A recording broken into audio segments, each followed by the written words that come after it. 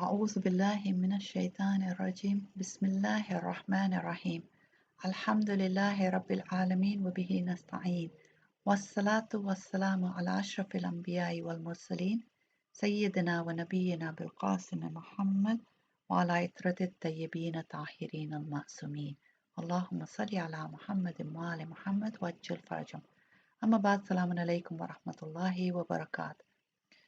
Welcome again to our Bringing It Home Ashura series, where we are looking at personalities, especially from the family of the Banu Hashim, who had a huge role to play on the events of Ashura and after, and what we can bring home from their lives, from their roles, so that we can actually then grow, learn and grow from them and make it part of our lives, inshallah. So today we're looking at Imam Ali Zainul Abideen alayhi salam, the son of Imam Hussein alayhi salam, the next Imam after Imam Hussein alayhi salam. So what are the things that we can learn from him? The main thing that I think we can learn from him is this concept of active sabr. And we're going to look at that in a little bit more detail. But one of the things that allows us to reach this level of active sabr, or to be able to show active sabr in our lives, is when we are steadfast in our lives. And this was shown when Imam alayhi salam, by what Imam alayhi salam said in Kufa. So one of the statements that he made in Kufa was that I am the son of the one who was killed while he was steadfast, and that is sufficient for me to be proud about. So Imam's actually mentioning a quality of Imam Hussein alayhi salam which makes him proud, and that is the concept of steadfastness. And if we can stay steadfast to the end, then we know that we have achieved what we're meant to have achieved in our lives. In fact, Allah subhanahu wa ta'ala tells us in Surah Fussilat, in Surah number 41, verse 30, أعوذ بالله من الشيطان الرجيم إن الذين قالوا ربنا الله ثم استقاموا تتنزل عليهم الملائكة ألا تخافوا ولا تحزنوا وأبشروا بالجنة التي كنتم توعدون. He tells us that as for those who say, Our Lord is Allah, then they are steadfast, the angels descend upon them, saying, Fear not, nor be grieved, and receive good news of the garden which you were promised. So it's important that the bringing it home lesson that we can learn from this is to remain steadfast throughout our lives, and especially at the end. I find that when we are put in situations where we are going through some sort of hardship, and in our lives, or even at the point of death, we may lose a little bit of hope, and the steadfastness then may go. And it's very important for us to have clear in our minds how important it is to stay steadfast, so that whenever we are in an emotional situation, when we are in a hardship, when we are finding it difficult, that we can bring back to our minds this concept of steadfast, that we have seen the value of it, that this is something that Imam Zainul Abideen said about his father that he was so proud of, that this is something that Allah subhanahu wa ta'ala tells us in the Holy Quran, that we will be told by the angels, if we can stay steadfast, we will be told by the angels not to fear nor to grieve, because we will receive good news of the garden that we were promised. From Imam Sadiq alayhi salam, from his father Imam Bakr alayhi salam, who said that when he asked his father Imam Zainul Abideen, Ali Zainul Abideen alayhi salam, how he was taken to Yazid, he said, I was taken on a lame and saddleless camel. The head of Al-Hussein alayhi salam was raised on a standard, and our women were behind me on bare-backed mules. The guards were behind us and to our sides carrying spears. If any of us wept, they would hit our heads with the spears. This is quite a graphic explanation of what was happening. And if we look at this, if we break this down, it makes us realize how much Imam alayhi salam and the ladies had to go through.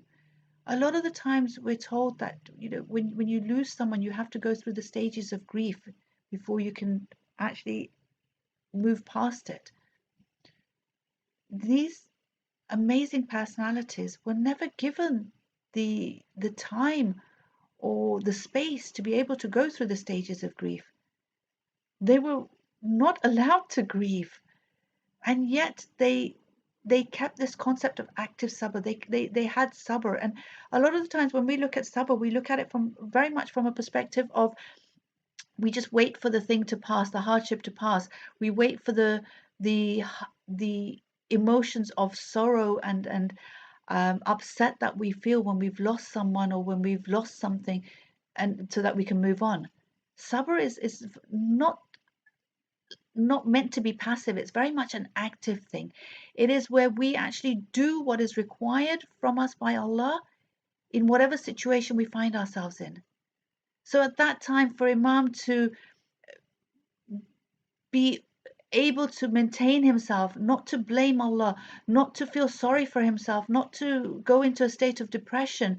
And when he is standing in front of Ubaidullah ibn Ziyad, and when he's standing in front of Yazid, to actually say what needs to be said, and to have the confidence and the right frame of mind to be able to say and behave in the way that Allah would expect him to behave. And not only Imam, a lot of the times we say, oh, but he was masoom, so of course he did. But the ladies of the household were not masoom. They were ordinary women. And again, they had this concept of active sabr, where they behaved and did and said what was expected from them by Allah. And I think that's a huge learning for us whenever we find ourselves in any sort of hardship, whenever we find that we have lost something of great value, whether it's a person or a thing. We need to understand that Allah first and foremost puts this active sabr within us before He takes that thing away, so that we're able to use that tool and grow towards Allah by doing what Allah requires from us. And again, when Yazid quoted to Imam alayhi salam verse 30 from Surah Shura, where he says, وَمَا أَصَابَكُم مِّن مُّصِيبَةٍ فَبِمَا كَسَبَتْ أَيْدِيكُمْ. Whatever misfortune afflicts you, it is on account of what your hands have earned. Imam actually replies, no, that verse has not been revealed about us. What has been revealed about us is from Surah Hadid, and that is the verses 22 and 23, where and Imam then says, أعوذ بالله من الشيطان الرجيم ما أصاب من مصيبة في الأرض ولا في أنفسكم إلا في كتاب من قبل أن نبرأها إن ذلك على الله يسير. No misfortune afflicts the earth or yourselves except that it is recorded in a book before we bring it into existence.